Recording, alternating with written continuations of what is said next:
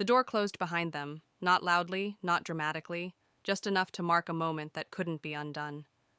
Monique stood still, her fingers still resting on the leather strap of her bag.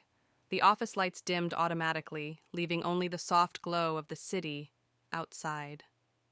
Glass towers, moving headlights. A distant ocean breeze pushing faintly through a cracked window somewhere down the hall. Renaldo didn't turn around right away. Neither of them spoke. It was strange how silence could feel so loud. Monique shifted her weight, suddenly aware of everything. The faint hum of the air conditioner, the scent of polished wood and warm paper, the way her pulse felt louder than it should. "You didn't have to stay," Renaldo said finally. His voice was calm, measured. That was always how he sounded in meetings, in presentations, when he wanted control. "I know," Monique replied. She took a breath. "But I wanted to." The words lingered between them. Renaldo turned. The look on his face wasn't surprise. It was recognition, like he had been waiting for that answer. Monique crossed the office slowly, heels soft against the tile. She stopped near his desk, not across from it like usual, but beside it. Close enough. Too close for colleagues. "You always stay late," she said, her tone casual, almost teasing. "Tonight just feels different." Renaldo leaned back against the desk. "You notice things," he said. "I'm paid to," she replied. That earned a small smile, not professional, not safe. The city lights reflected in the glass behind him, outlining his shoulders, his jaw, the loosened tie he hadn't bothered fixing since the last meeting ended. Monique felt the shift before she understood it. This wasn't about work anymore. "Monique," Renaldo said gently, "this isn't a good idea." She nodded. "I know." Another pause. "But you haven't told me to leave," she added. His gaze dropped briefly, to her lips, then back to her eyes. "That's the problem," he said. He stepped around the desk. Slowly, purposefully. Monique's breath caught despite herself. She'd worked here long enough to know his movements. How controlled they usually were, how deliberate. This felt different, closer. "I think about you more than I should," he admitted. The words landed heavier than any touch. Monique swallowed. "Since when?" He stopped an arm's length away.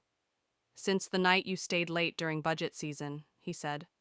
"The one where the city lost power for an hour." She remembered.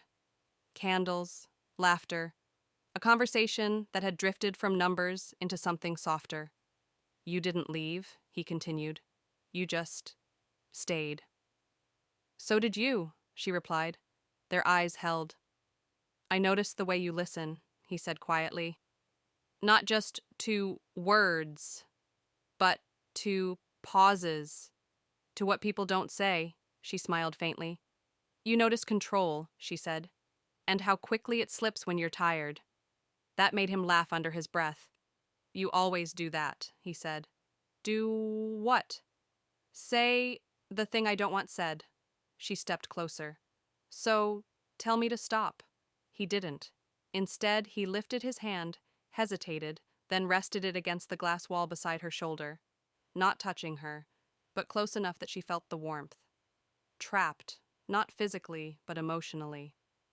The city stretched behind her like a witness. "This line," Renaldo said softly, "once we cross it, there's no pretending." Monique tilted her head. "I'm not pretending," she said. Her voice barely carried. The space between them narrowed, not by movement, but by intention. She could feel his breath now, slow, controlled, just slightly uneven.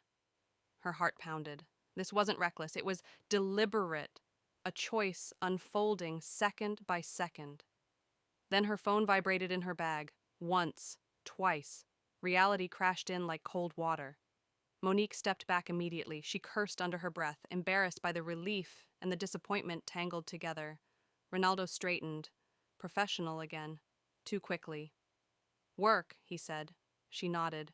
Yes. She checked the screen without reading it. I should go, she said. Yes, he replied. She picked up her bag, her hands unsteady. At the door, she paused. Renaldo? He looked up. If I hadn't gotten that message, she asked, would you have stopped? He didn't answer right away. No, he said finally. Her breath hitched. Good, she said softly. Then she left. That night, Monique couldn't sleep. Every time she closed her eyes, she saw the office, the glass, the light, the way his voice dropped when he said her name. She replayed it over and over. The almost, the restraint, the promise of what hadn't happened yet. The next morning, she arrived early. Too early. The office buzzed with quiet efficiency. Coffee machines hissed, keyboards clicked. She told herself it was normal, that she was imagining the tension. Then she saw him. Renaldo stood at the window of his office, jacket off, sleeves rolled up, waiting. He turned as soon as he sensed her. Their eyes met. No one else noticed. But everything changed. Later that day, an email arrived. Subject, strategy review, private time, 7:30 p.m. Location, conference room. B. Her stomach flipped. She stared at the screen. This wasn't accidental. She typed back 2 words. I'll be there. At 7:28 p.m., she stood outside the conference room. The hallway was empty. She took a breath. Then she opened the door. Renaldo was already inside. Lights low, blinds half drawn. A single folder sat on the table. This isn't about strategy, she said quietly. No, he replied. It's about honesty. He walked toward her, not rushed, not hesitant. This time he stopped close enough that she didn't step back. This stays here, he said. No expectations, no promises. She nodded. Just truth, she said. His hand lifted, paused, then rested lightly at her waist. Not possessive, not urgent, intentional. Monique closed her eyes. The world narrowed. Outside, the city kept moving. Inside, something finally crossed the line.